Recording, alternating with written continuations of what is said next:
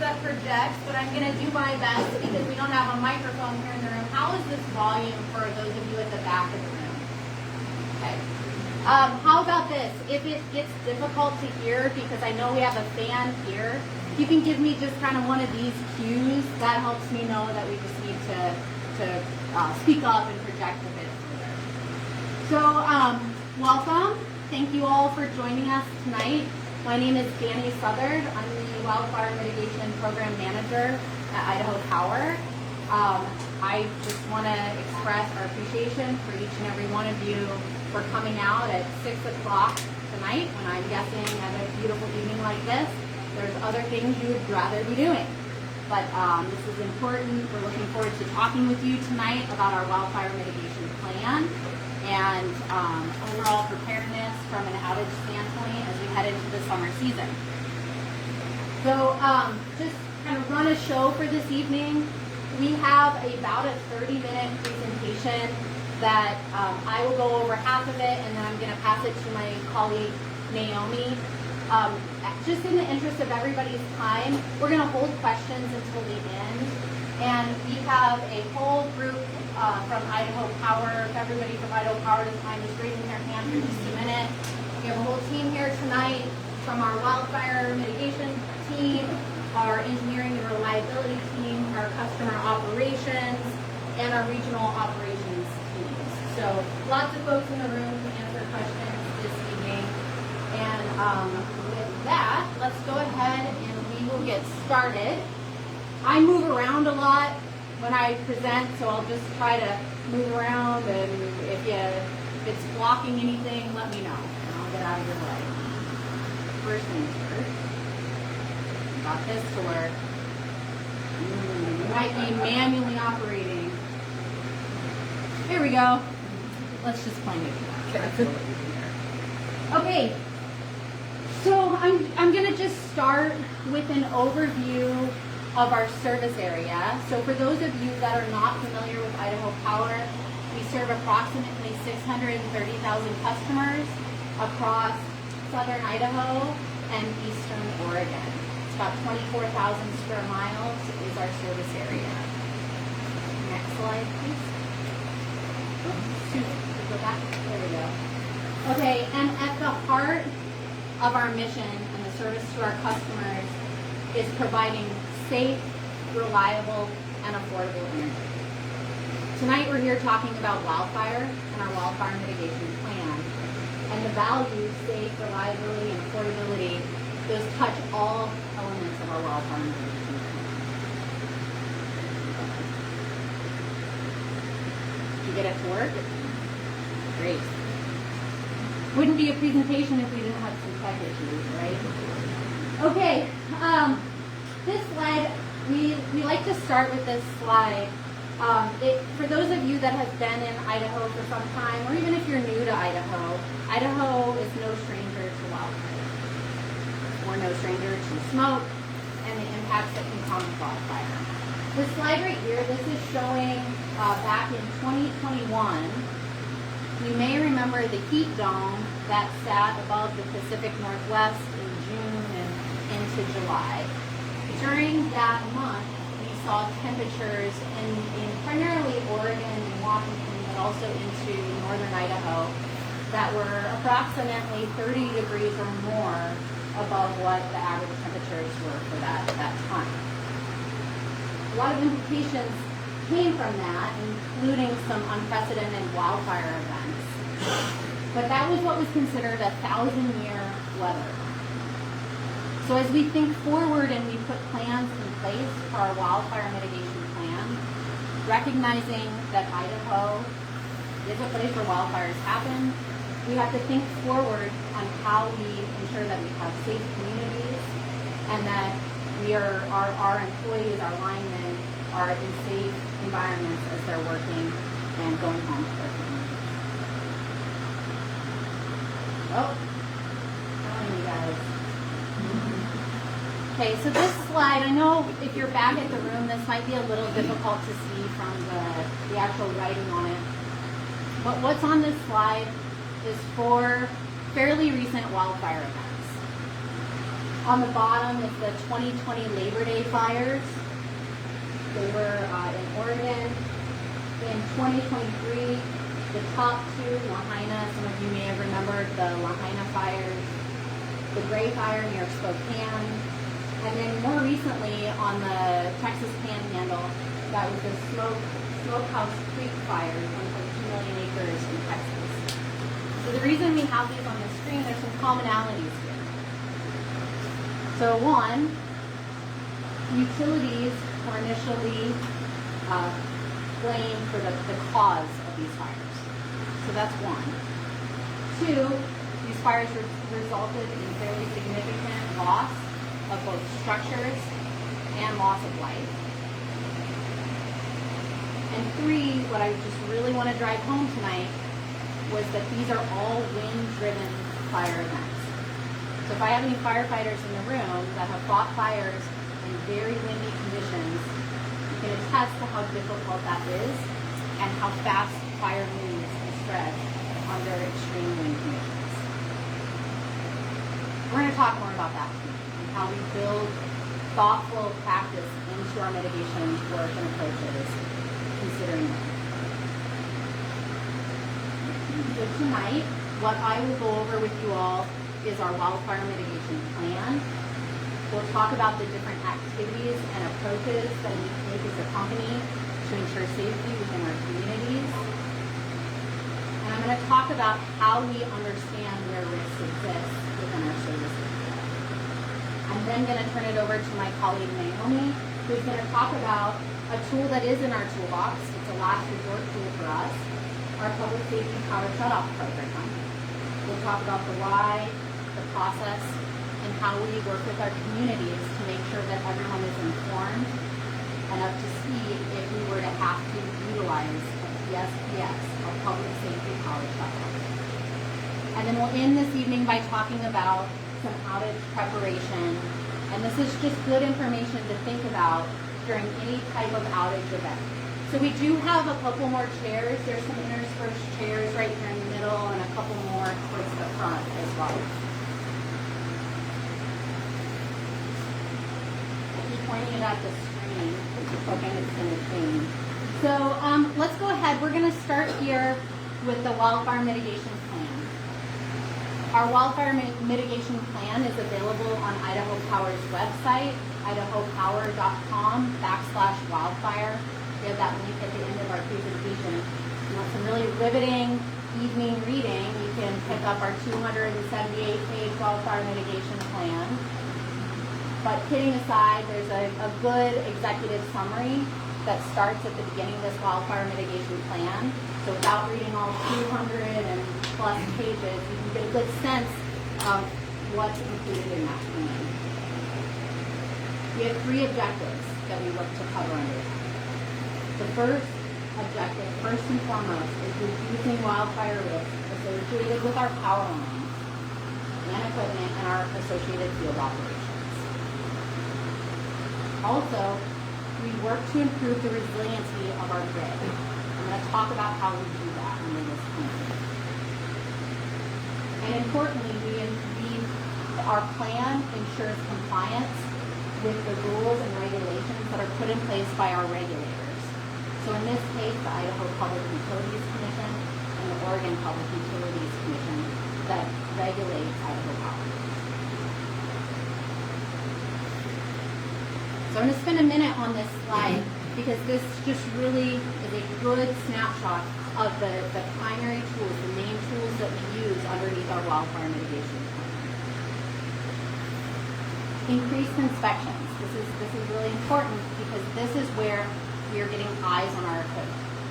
We utilize a number of different inspection programs, both ground-based and aerial inspections. And this is how we can get out before fire season. We do patrols to make sure our equipment is safe and ready as we head into a summer season. Our enhanced vegetation management program is about pruning back trees, limbs, anything that would interfere with our power lines. You may have seen some of our crews or contract crews out there doing pruning. In our wildfire risk zones, we have additional inspections that we get out in between cycles and double check just to make sure that we don't have encroachment. Trees grow at different rates to make sure that our power lines are safe from that encroachment from those trees or other shrubs. Our hardening program, the overhead hardening program, I'm going to start by first talking about our distribution system, and then I'll talk about our hardening program as it relates to our transmission system. So our distribution hardening system, within our wildfire risk zones, and we'll show you those in a minute that are here in proximity to us. This is about changing out the actual equipment, upgrading it, and installing equipment that decreases the risk of wildfire from those overhead power lines. For example, installation of spark, what am I trying to say here? Fuses that contain any kind of sparks if the fuse were to blow, replacing cross arms that would be wood cross arms with fiberglass cross arms, or even changing out the conductor's size or type, all in an effort to harden or improve just the overhead power system that's there in those wildfire risk zones. The transmission hardening program, this for me is really where that reliability piece that I spoke about as our second objective in our plan comes in. So in our wildfire risk zones, we're installing a mesh wrap around our transmission poles so that if a wildfire were to burn into our transmission system, it can be more resilient and hopefully sustain against that wildfire event. In some places, we're also replacing wood poles with steel poles that again can resist those wildfire events when they come in. Segmentation, that's something we're going to talk about as we move through the presentation today. Segmentation is putting devices that are out in the field that essentially segments off customers that live in higher risk wildfire zones to areas that are of lower risk, so that when we institute some of our different changes on our system, the sensitivity settings, and I'll talk about that in just a minute, or if we were to have to utilize a public safety power shutoff, it reduces the impact to customers that would experience that public safety power shutoff event, and it allows us to bring customers back online in a quicker way. So again, we're going to talk about that a bit more in this presentation. And then lastly, situational awareness tools. We have a whole network of fire weather stations, and we're working to install more. This gives us a better understanding of what conditions are on the ground at any given time through the fire season. We also have an initiative right now to install fire detection cameras. They're pretty interesting. They're cameras that have an AI-enabled technology. They go way high up on a tower. And if a wildfire starts within a 10-mile radius, it picks up on the smoke column, and on average, they're beating out 911 response by about 30 minutes. So that's a partnership that we're working on with the state of Idaho, the Bureau of Land Management, and the Forest Service.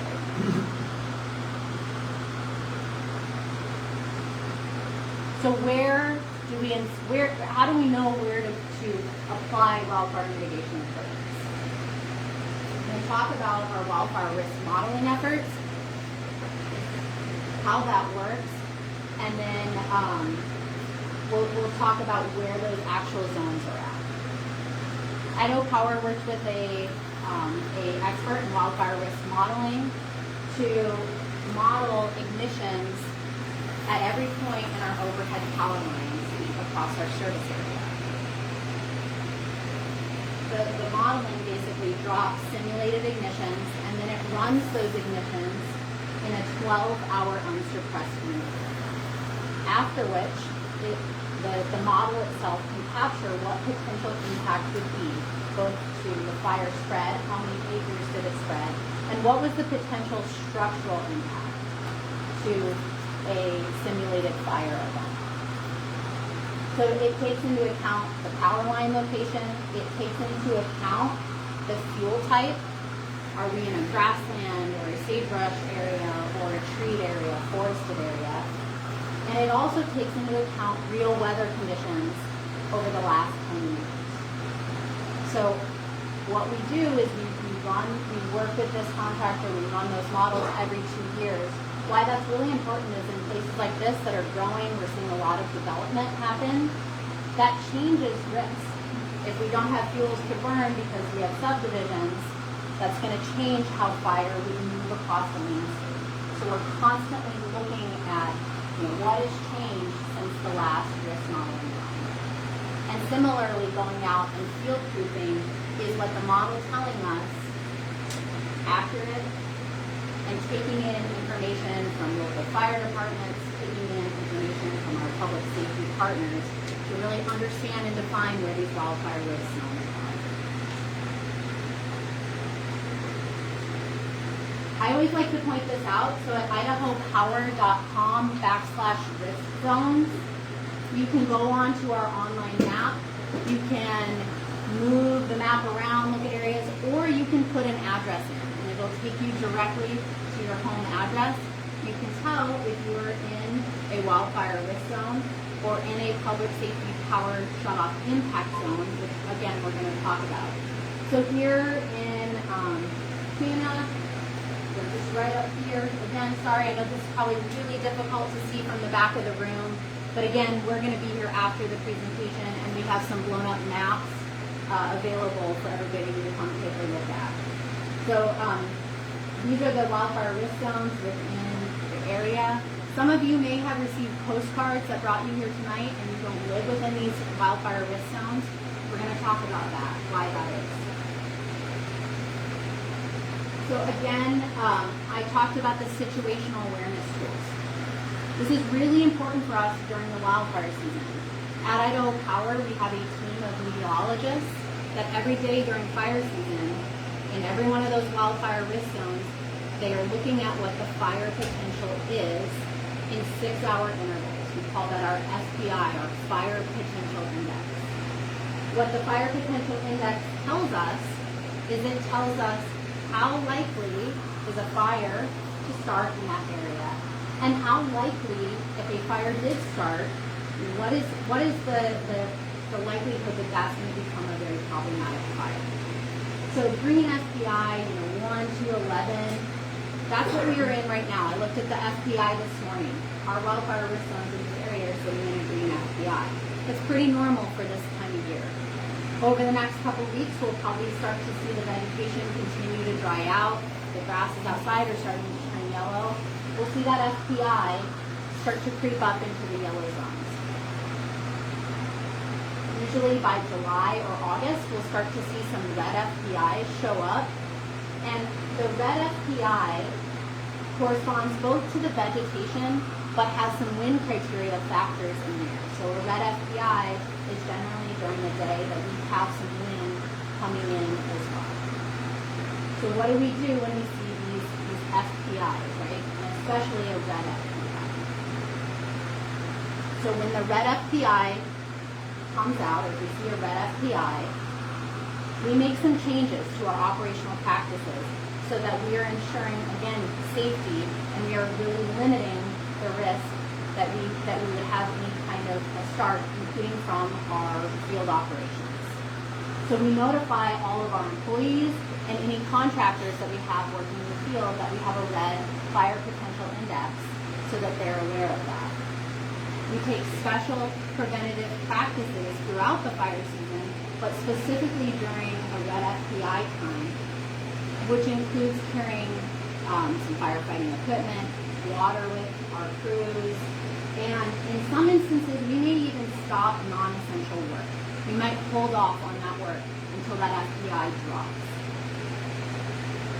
One other piece, and I mentioned the segmentation earlier, so in our wildfire risk zones, we will also set our systems into a more sensitive state. During wildfire season, our systems, we move them into a non-reclosed state. So I'm going to explain what that means. Basically, if you've been at home and you're having dinner and your power kind of goes off for just a couple seconds, but then it comes back on and you don't see that again. What probably just occurred is is that something came in contact with our power line, there was a disruption in the power, and our system self-corrected itself. And your power stays on. During wildfire season, we're going to ask our power lines not to do that in our wildfire risk zones.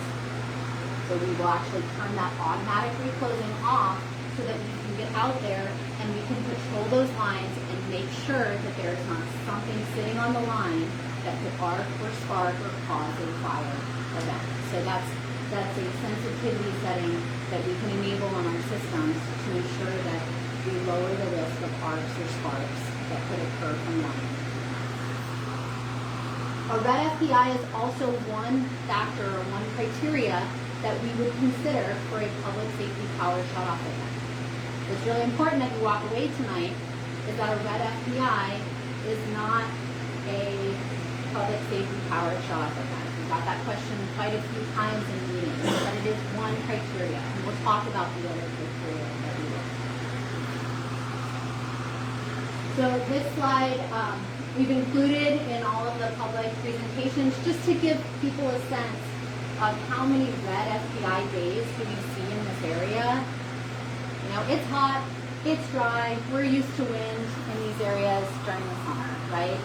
But just to kind of give you a sense in these zones, 2022 was a much more active fire season than 2023 was, and that had to do with just the temperature, the moisture, the humidity. So in 2022, the most FPI red days that we saw in this area were 12, and that trended down in 2023 to, in those same zones, 3 red FPI. So I'm going to just do a recap, and then I'm going to hand it over to Naomi. So the walk-away that I would ask tonight is that you have a good understanding. We have a lot of tools in our toolbox as part of our wildfire mitigation. We do those to ensure that our communities are safe, and we're doing everything in our power to prevent a wildfire. So at the heart of our work is our hardening program, our inspections, our vegetation management, our situational awareness and forecasting, and making changes to our own practices for how we are working to take care of our grid during the summer season. Our enhanced protection settings are yet another tool that we can do to prevent arcs and sparks that could cause a wildfire. And as a very last resort tool, we may have to look at a public safety power shutoff, and Naomi's going to talk about the criteria for that and what that would look like and how we can be best prepared as a team. So I'm going to go ahead and turn it over to Naomi. Thank you.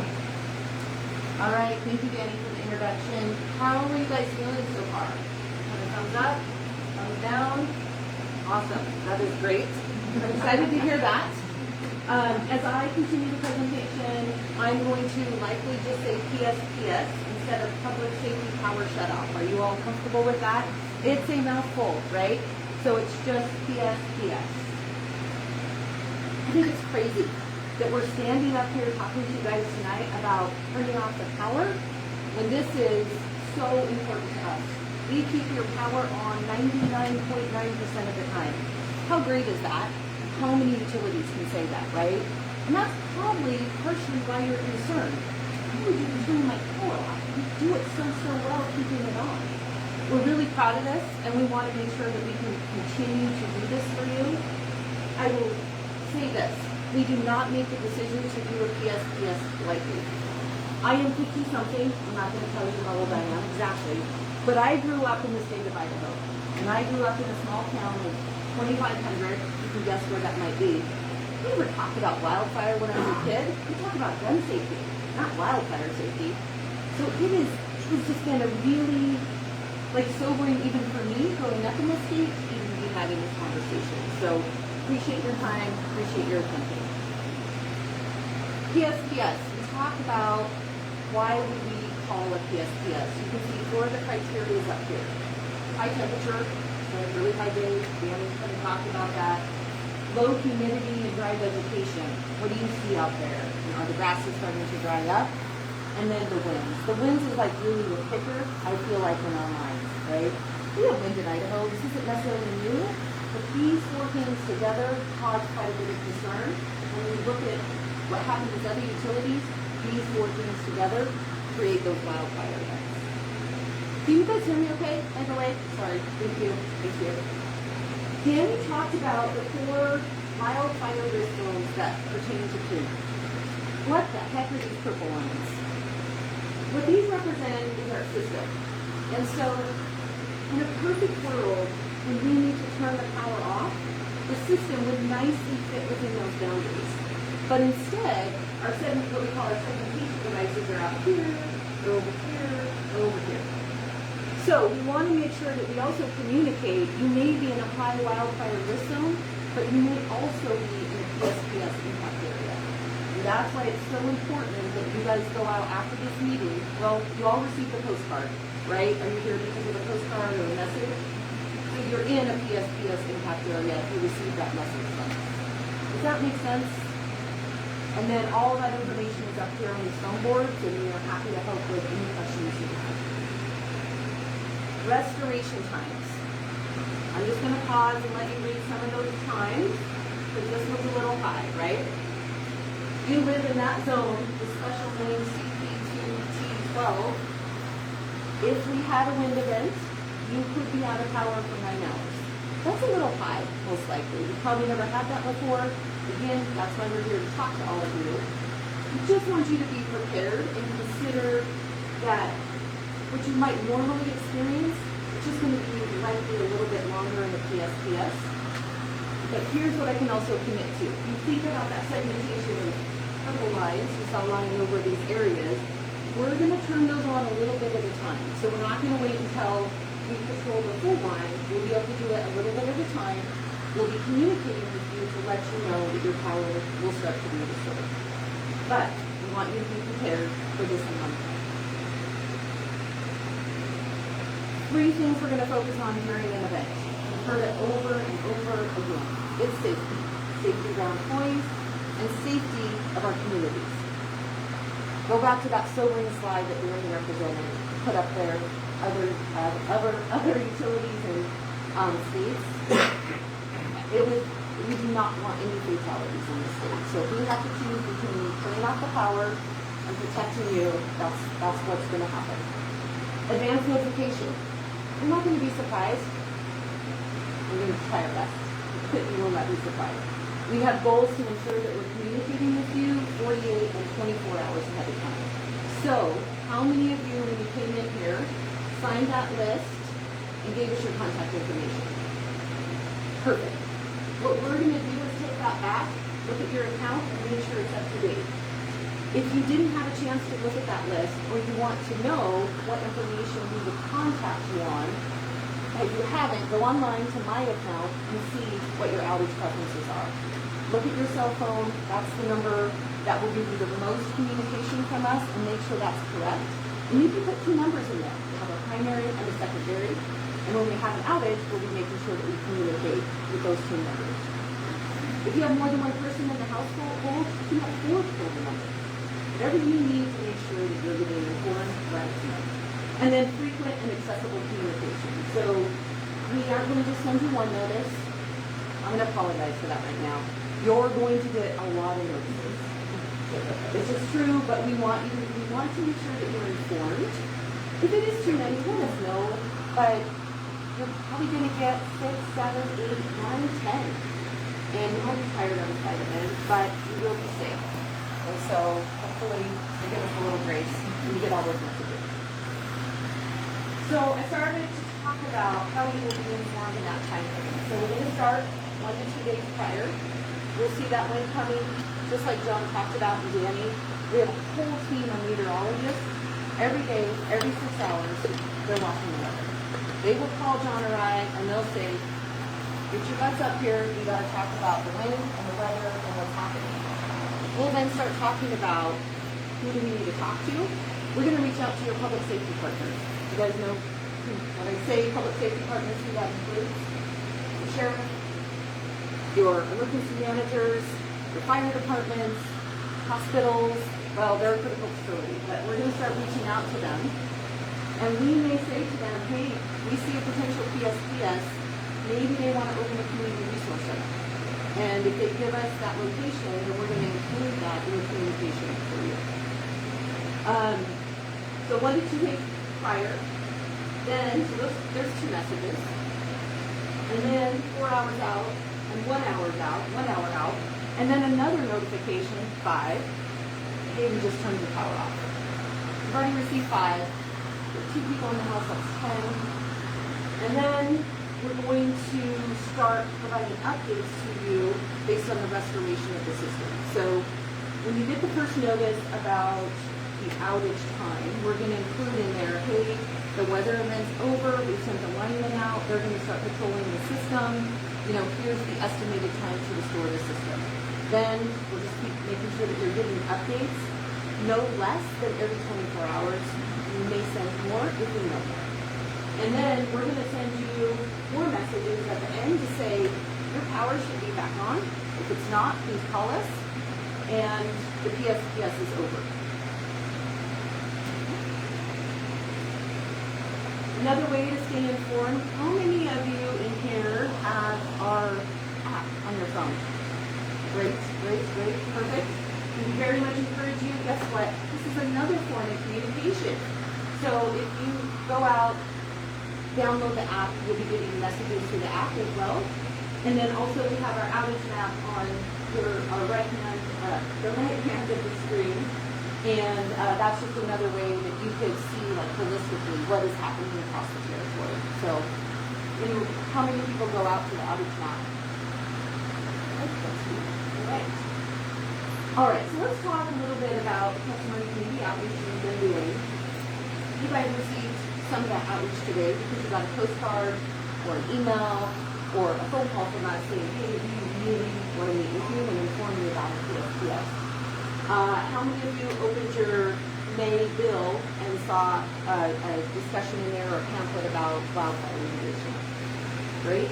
So we have probably, by the time we get done, had 80 meetings to go out and educate our people. And that's how important all of you are to us, and that's why we've done it. And I think next week, well, I think we're done. I think we have 2 more meetings, and then we're done. But this is the kind of information we include. You guys have been seeing some of this when we're on the table. Outage preparedness tips, emergency, I call it a go bag, that's probably not the right word, but an emergency kit. If you haven't prepared one of those for other things than wildfire, we highly encourage it. 5 gallons of water per person per day. Electric, non-electric can opener, pet food, medicines, battery backup if you need it. Those are all the things that you want to think about in your emergency preparedness. Sorry, I was reading. There's also lots of wildfire prevention tips out there too. Critical facilities, I feel like I've already mentioned this, but I just want to reassure you again. We've talked to the critical facilities in your area. Critical facilities could be in one of these PSPS impact zones. So what we've encouraged them to do is have generators, make sure they have their own backup. We know where they're located, and we'll be reaching out to them, as soon as this event starts to form and take place. But we just want to, let you know that water facilities could turn off, but we'll make those facilities or those areas a priority. I have people on that now. And then how to be prepared. I love this. I can make it super really quick. Update, learn, plan, gather. Easy, right? Update your contact information. We've talked about that. Learn. How many of you know how to open your garage door manually? Awesome. I had to go teach myself how to do it. Any unique needs, I just mentioned that. If you guys have any medicines, make sure you've got extras. Make sure you've got equipment, livestock watering. Think about that. And then the outage kit. Kind of talked about that already as well. But idahopower.com/outage kits with lots of information out there.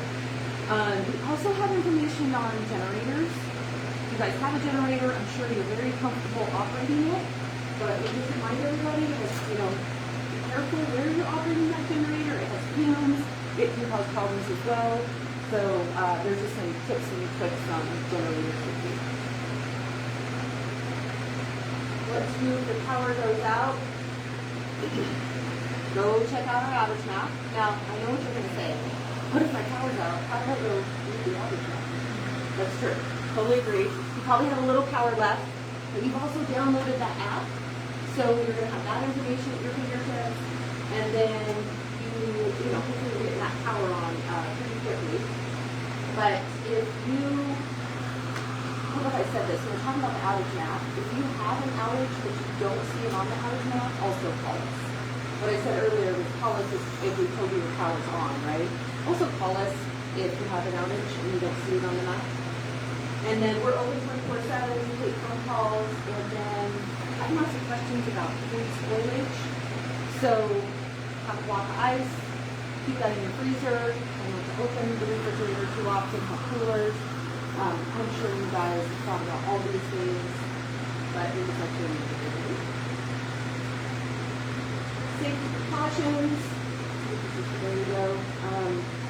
Candles cause fire, so make sure you have battery backup, flashlights, turn off all your machinery and equipment. If we think about there's more that people having space heaters, which probably wouldn't be the case, right, in the summer. Like if you leave, have something on, and then come back, if there just be any safety concerns there, keep one light on so that you know that if the power starts to turn on, you know right away if it's on. And then we just ask that, you just start to turn things on a little bit at a time so it doesn't overload circuits. And that is it. I'm not Melanie Houston, but I'm happy to be in front of all of you today. Thanks for having us. And with that, we are ready for your questions. Yep. What about the people that are out here in the house, didn't pay attention to their brochure and just going through their lives? How do they get notified? Great question. So that's why we send out so many types of communication. So we sent information out in the mailer, sent the text, we sent a voice note.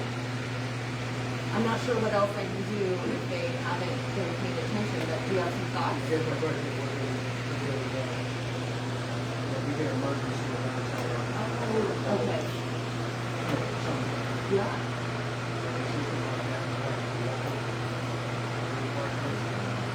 I'm aware of, I know we've met with an emergency manager and that they would send a message if they deemed it to be appropriate and concerning.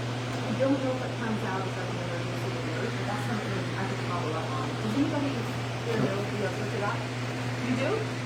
No, I had the next question. Oh, you have the next question. Okay. Or if you call on me, I have the next question. Okay. Yes, sir. Where is the funding for this program coming? I know Idaho Power worked with the governor on the COVID funding, on ARPA and CARES.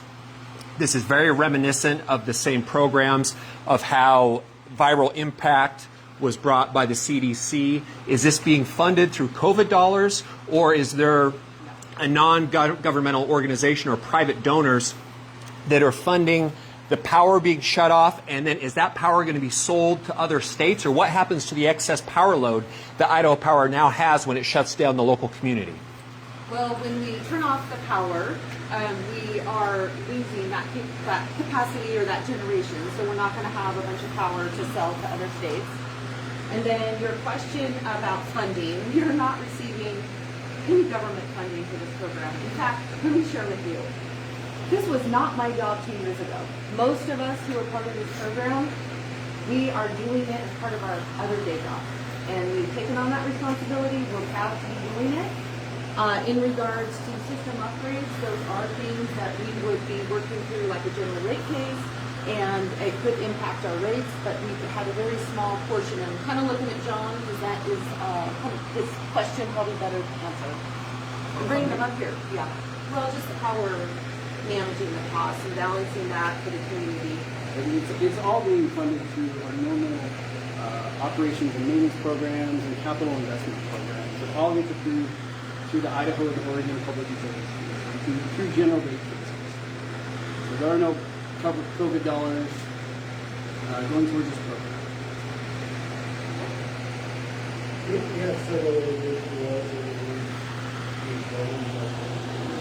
we already participated in the future work management, which I heard we're good at. This footprint now, we actually will several more.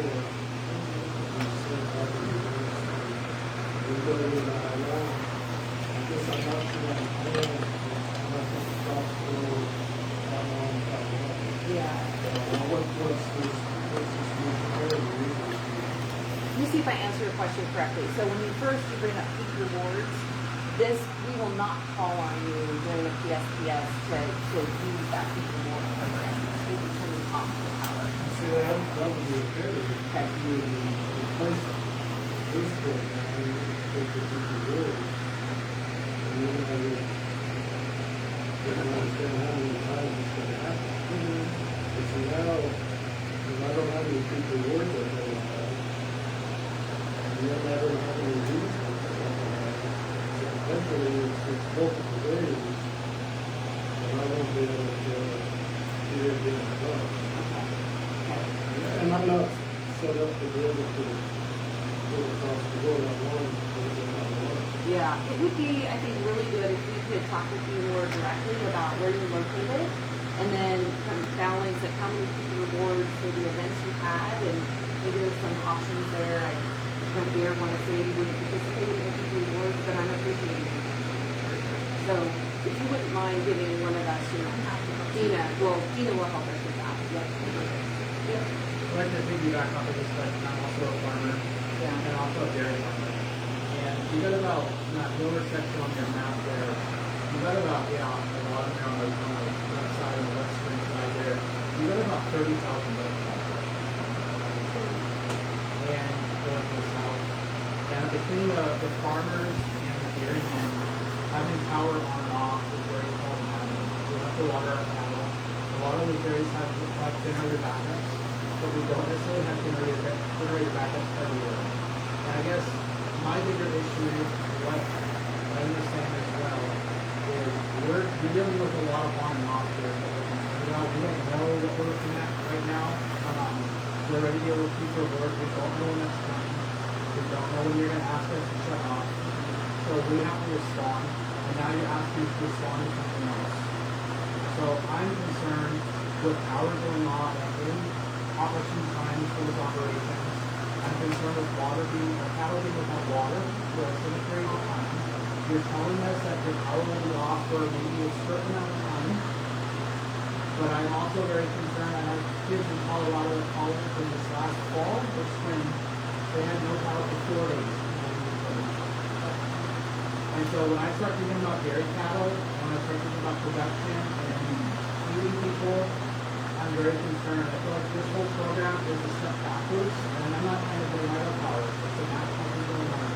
But this is not a forward-moving thing. This is a progressive thing. I just wish we could come up with other solutions. So I just want to throw that out there. I would like to be part of that conversation about the people roads as well. I just want to let you guys know I'm a dairy producer, but I'm also on the board for Dairy Association of States. We are watching this. I know, I was like, oh, that's The mitigation programs we have in place are all intended to keep PSPS alive. So it all depends on what we do. What's she going to throw at us? We've had this program in place for 2 years. We haven't had to call PSPS. Our goal is to not call PSPS. That's why we're doing all these other mitigation strategies. So we are looking forward. We are coming up with new solutions where it's wanting to be on the table. In case conditions get severe enough, we want to have processes and procedures in place. Or if we do have to energize, we have the capability to have those in place. Frankly, this is why we want to meet with you, so you can take steps and be prepared for your business. Hard to predict how many we may have, but we haven't had any in 2 years. And what you are bringing up here, so we hear the concerns. Just want to fully acknowledge that every business is unique. So if there are conversations that we need to have, we have energy advisory, and we have all of our commercial operations contracts, and we really try to have those constant conversations. The same education program, the capabilities for us to segment our us to limit impact, but also to bring our customers back online. And so those are, if we were to have to do it, we need to call the public safety power shop. Those are very extreme values. And again, we do not take that. That program, we have a whole team, some of which are very experienced, that are working very, very diligently to send us as quick as possible. So, I want you to know that constituency that might be us to last. And just to put this in perspective, we are looking at weather conditions where we anticipate that we're going to have outages. There's going to be unplanned outages because we're looking for pretty extreme weather conditions before we can do it. I'm gonna add one more thing, maybe reassurance, but doesn't answer all the questions or the concerns. One thing that we've noticed when we look at other states, maybe this is a blessing for us in Idaho, our wind events are high. So when you think about, I'm gonna say it, California, they have Santa Ana winds, and their wind events are much longer than ours, and that's why we hear those scenarios in Houston and Colorado. So we're taking that as a slight blessing. We do have a little bit different topography and reactions, but we're also not going to overwhelm. So let's invite that conversation with Nina, a great contact right there. She represents the region that she gets alignment out there to make sure they invite that.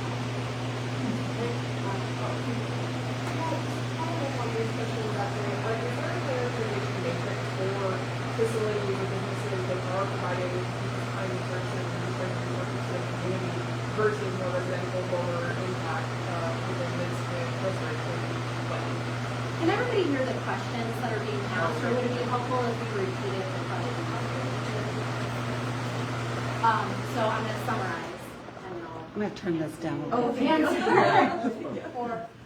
So the question was, is there any kind of prioritization matrix as we're looking at re-energizing or bringing customers back online, specifically for facilities that have community benefit? Did I do a good job summarizing? Yeah.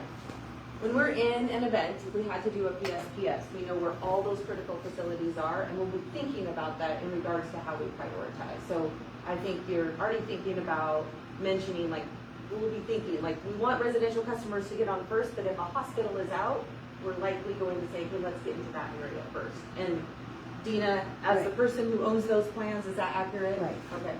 And these dairy yards are on those lists as like a higher priority, not just hospitals or water treatment facilities. Our ag customers aren't necessarily considered a critical customer, no. Okay, so they are not No. considered in that prioritization then. Yeah, oh yeah, over here, yeah. Yeah, I've lived out here a long time. We've had a lot of wildfire, and I'm on the edge. We back up to BLM. And our well is deep, which we installed like a 2,500 gallon water retention, so that we can use that, but we still have to have power to make that, work. Not the well pump, but from the house. And we do have a generator. It's old. I'm not sure I would trust it in an emergency. But is Idaho Power going to put anything like some sort of subsidy or way to purchase, upgrade your generator for backup? Spectacular question. We are looking what other utilities are doing.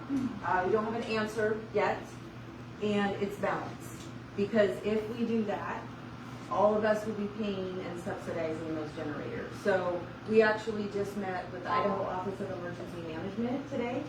They asked us what could they help with, and we said, gosh, we think we need maybe a grant program for generators. So I don't want to overcommit to you. I want to simply say we're having the conversation, and I think there's more to come. So grant would not increase our rates. You're right. Yep, you're right. If we could get a grant, Okay. but other utilities are having all the customers pay for it, and they call it a grant program. That's where I was coming from. But yeah, if we could get a true grant, it'd still be federally funded. But yeah, do you have anything on that? Yeah. It's something that we're evaluating. It's a great question, and we're working through that.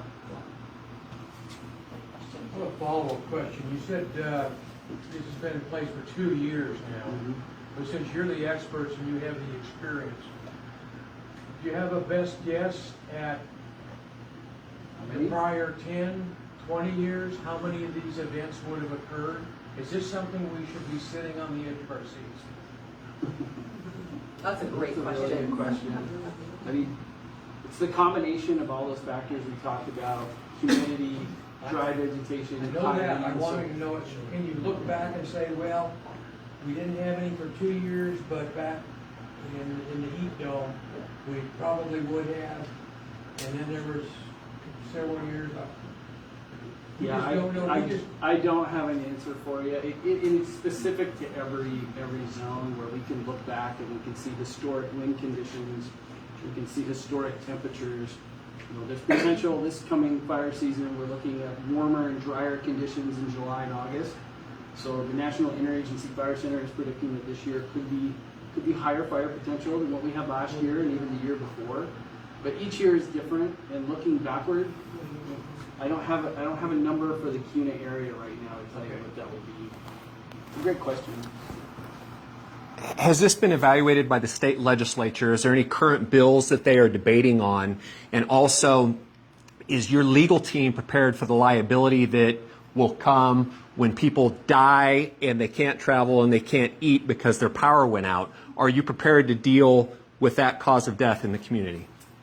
Well, the first part of your question, Idaho doesn't have legislative requirements for, and I think you're referring specifically to public safety power shutoff or the wildfire program in general.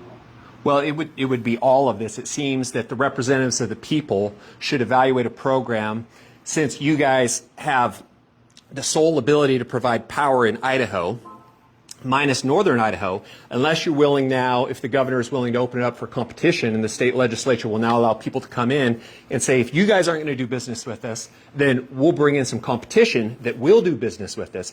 Because I guarantee you there's power companies that will sell power to everyone in this room when you guys are unwilling to do it.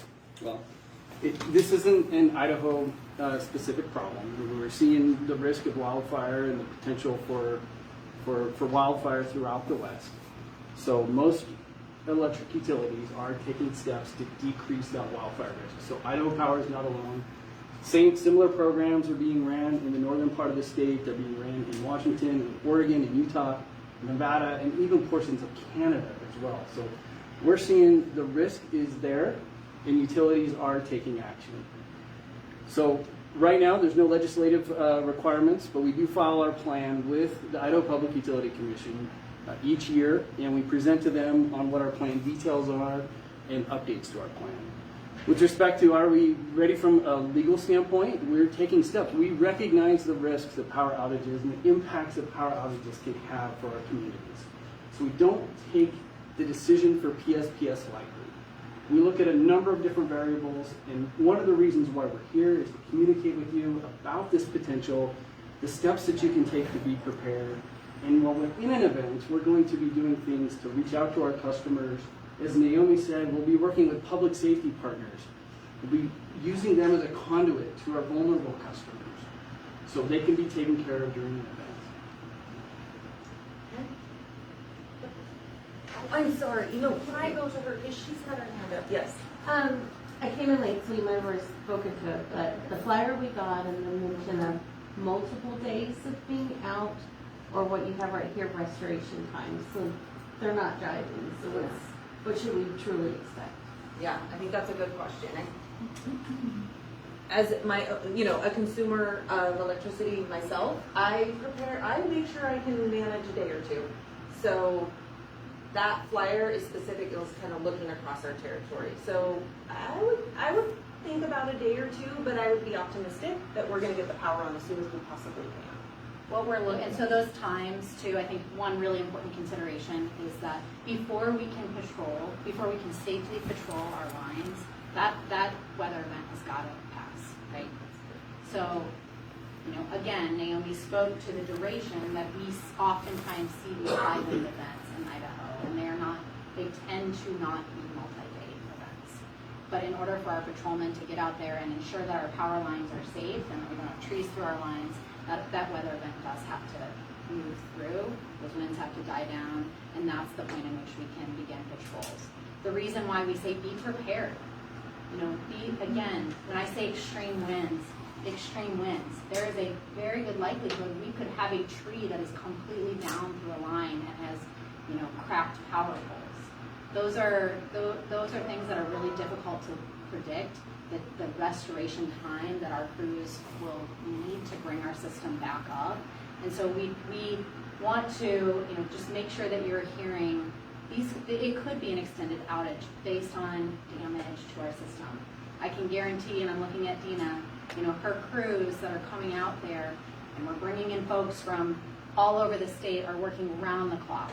They work their bottoms off to bring our power back on. But depending on the magnitude of impact to the system, that is a factor that will come into play. The only thing I would add to that, to your point about how many days, we had an outage down in southern Idaho. It was 3 days long. That was winter. So it goes to my point of, when you think about preparing for outages, you should think about a couple day outage at the worst. I don't like to say it, but it's a commodity that we've come to rely on. But sometimes we cannot control these weather events. Okay, yes, you would like that. It sounds like what you're proposing and planning, and then we're going to implement is going to be very inconvenient to a lot of us. Having said that, we moved to Idaho in 2020, and that is after we had gone through the Northern California fires. 2017, the Nuns fire came to within 6 houses of me. We had 50 strike teams, which is 300 fire trucks in our neighborhood. Every house had a fire truck in front of it. And that saved our town of Windsor. In 2018, some of my friends over in Paradise weren't so fortunate. And in 2017, we lost 5,000 homes in Santa Rosa, just a couple miles away from us. 2019, we had another one, more fires, the Kincaid fire in Sonoma County. And someone mentioned dairies. We lost a 100-year-old disoriented dairy that I used to drive by all the time. And so I applaud your efforts. I wish the PG, and many of those fires were caused because of the inadequate maintenance and the things we're talking about, planning by Pacific Gas and Electric. And I say this as someone who spent many years in the power business developing power plants. But it was inexcusable. And people lost lives, they lost property, lost livelihoods, income, friends. So thank you. I appreciate your efforts. I know there's some skepticism and some bewilderment here, but I am telling you, after having suffered through that, I am thankful to have this scenario instead of where we came from. Thank you for those words. It is emotional for me to hear that. Like when we put up the number of fatalities that have happened in other states, I told you, this team is here to tell you we don't want that to happen, right? And we know it's an inconvenient. Let's talk. Let's have some conversations. I'm going to be careful what I'm about to say. But we get to learn from those, right? And that is what we're trying to do. We went to San Diego Gas and Electric and found out what they did, what they learned, and we're taking those pieces and parts that we think make sense for the state of Idaho. So thank you for those words. All right, I think I saw 2 more hands up, or maybe not. You guys feeling pretty good?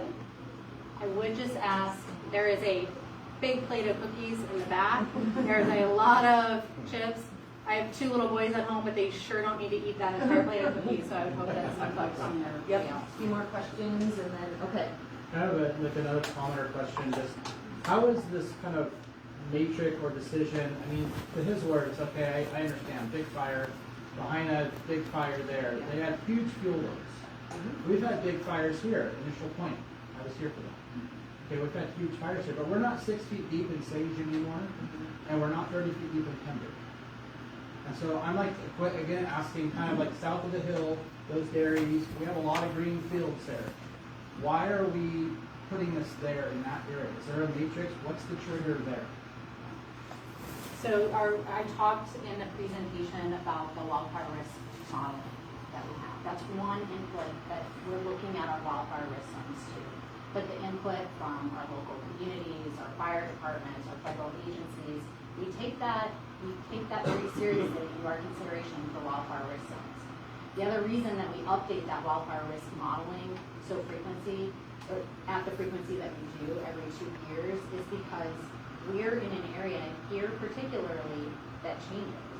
Fire return intervals, and when we have a sagebrush area that burns over, chances are is that we're going to see cheatgrass come in, right? That's very burnable, but you're right, it goes quick.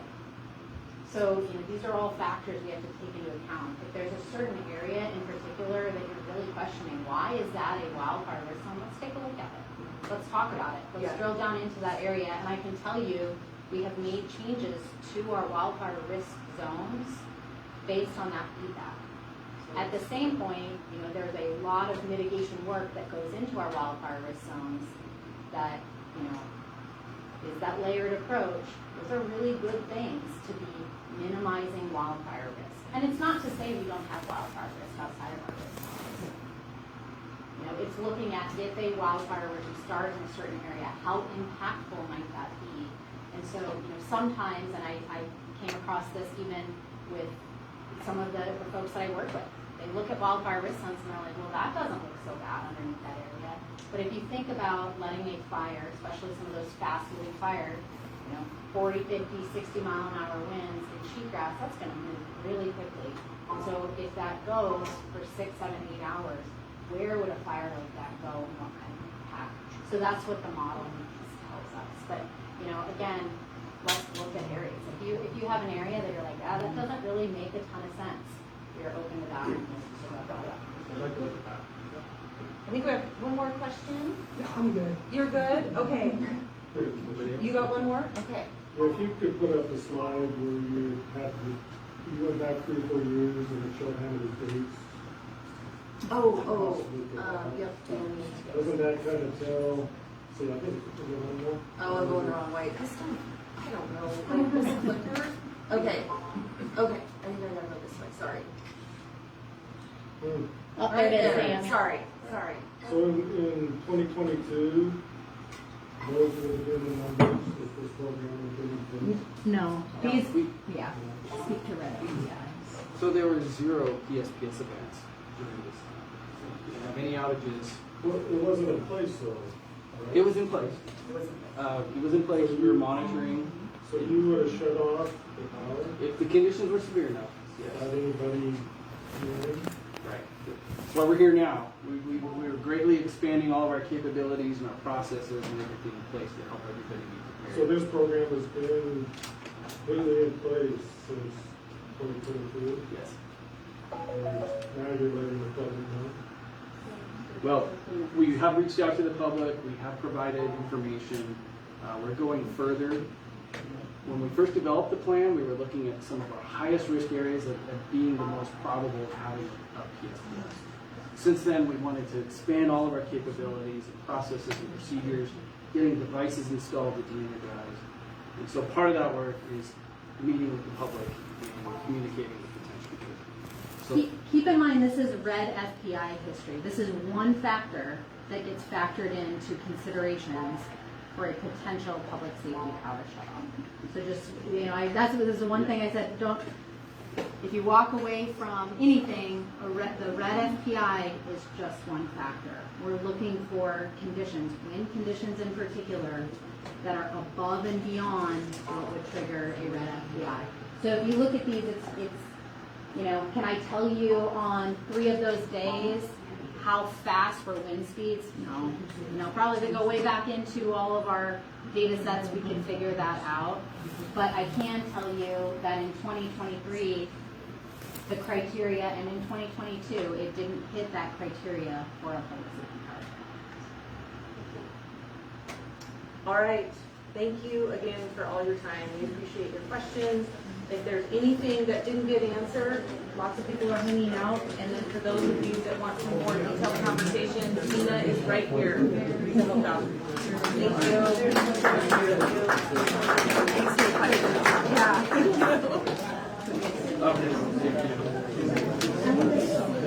Yeah.